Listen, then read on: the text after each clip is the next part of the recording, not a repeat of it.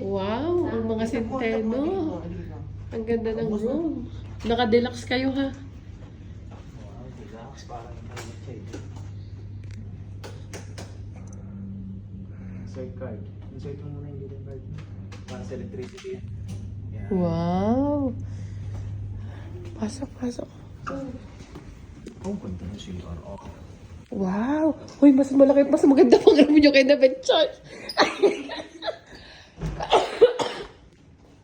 Tapos may microwave pa kayo. Tawagan mo si Betty, sabi mo, ate, mas maganda pang room ko sa iyo.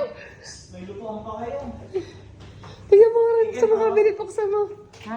Buksan mo rin. May microwave pa oh. Oh, may plancha ba? May micro. May lutuan pa. May lutoong pa.